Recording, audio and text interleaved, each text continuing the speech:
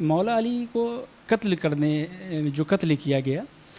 تو مسجد جیسی پاک و پاکیزہ جگہ قاتلوں نے کیوں چنی؟ تو صرف مسجد ہی نہیں بلکہ مسجد میں بھی نماز کی حالت کا انتخاب کیا گیا کہ مولا جس وقت مصلی عبادت پر ہوں اس وقت آپ کے اوپر قاتلانہ حملہ کیا جائے۔ تو اس کی دو وجہ ہو سکتی ہے۔ پہلی وجہ یہ کہ وہ لوگ جانتے تھے، سبھی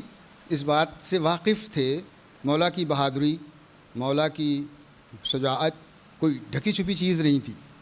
مختلف جنگوں میں لوگ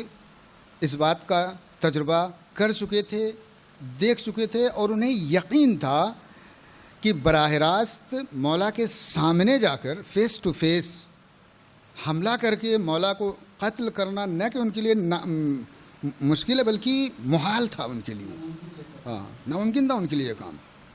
قتل کرنا تو دور کی بات، حتیٰ کسی کے اندر اتنی جرأت نہیں تھی اس زمانے میں، پورے عرب میں کسی کے پاس کتنا ہی وہ بہادر کیوں نہ ہو، جری کیوں نہ ہو، لیکن اس کے اندر اتنی جرأت نہیں تھی کہ وہ مولا کے سامنے جا کر آپ کے اوپر وار کرنے کی ہمت کر پاتا، لہذا سامنے سے مولا کے اوپر وار نہیں ہو سکتا تھا۔ تو اب انہوں نے یہ سوچا کہ مولا کو کیسے اپنے راستے سے ہٹایا جائے، کیسے انہیں جو قتل کیا جائے۔ تو اس پر واقعاً ان لوگوں نے کافی ریسرچ کیا ہوگا، کافی غور و فکر کیا ہوگا، سوچ بچار کیا ہوگا آپس میں بیٹھ کے۔ جتنے بھی امام کے جو مخالفین تھے، جتنے بھی کرپٹ لوگ تھے، چاہے وہ حکومت کے کارندے رہے ہوں یا تاجر رہے ہوں یا ان کے علاوہ تیسرے گروہ سے جن کا تعلق رہا ہو، یہ جتنے بھی مخالفین تھے سب متحد تھے۔ اور یہ بھی ایک سنت ہے، المیہ ہے کہ جب بھی حق کے مقابلے میں باطل پرست لوگ آتے ہیں تو حق کے مقابلے میں سارے باطل پرست متحد ہو جاتے ہیں، ایک ہو جاتے ہیں، لیکن جو حق پرست ہوتے ہیں ان کے اندر وہ اتحاد نظر نہیں آتا۔ تو اس وقت بھی سب متحد تھے امام کے خلاف۔ پھر جب اس ریسرچ سے انہوں نے یہ نتیجہ نکالا کہ مولا کے بارے میں ایک اور بات بہت ہی معروف ہے، مشہور ہے، وہ ہے آپ کی عبادت، کہ آپ جب مصلی عبادت پر آتے ہیں اپنے معبود کی عبادت میں ایسا غرق ہوتے ہیں، مستغرق ہو جاتے ہیں، آپ کے خضوع اور خشوع کا یہ عالم ہوتا ہے کہ آپ اپنے معبود کے سوا کسی کا احساس نہیں کرتے، کسی چیز کا احساس نہیں کرتے، ہر چیز سے آپ غافل رہتے ہیں، صرف اور صرف آپ کا پورا وجود غرق ہوتا ہے عبادت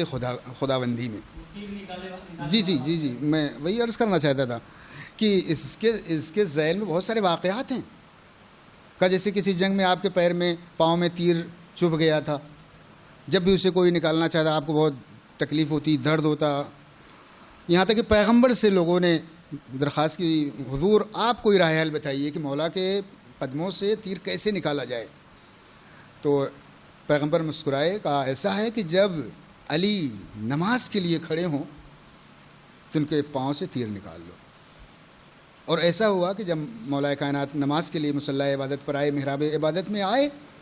تو لوگوں نے آپ کے پاؤں سے وہ تیر نکال لیا اور آپ کو احساس تک نہیں ہوا۔ تو یہ چیز بھی معروف تھی۔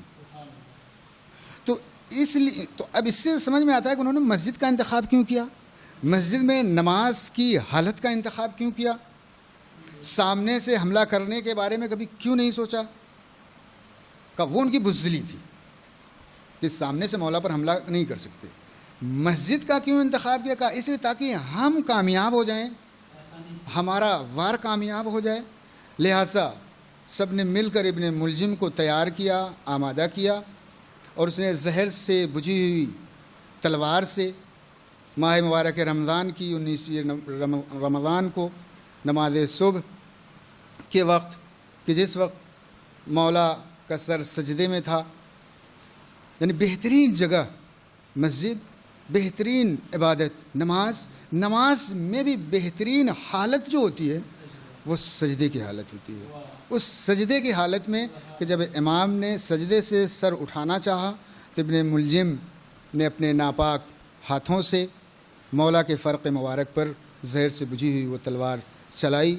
اور بقول جبرائیل کے ارکان ہدایت منہدم ہو گئے، ہدایت کا چراغ خاموش ہو گیا۔ اگرچہ ان ظالموں نے سوچا تھا کہ ہم مولا کو قتل کر کے، شہید کر کے ان کا نام مٹا دیں گے، لیکن انہوں نے امام کے جسم کو تو قتل کر دیا، کہا لیکن امام کے کردار کا جو آفتاب ہے، ہدایت کا جو ماہتاب ہے، وہ آج بھی انسان دوست لوگوں کو، باضمیر انسانوں کو آج بھی وہ سیراب کر رہا ہے اور ان کی ہدایت کا انتظام فراہم کیے ہوئے ہے۔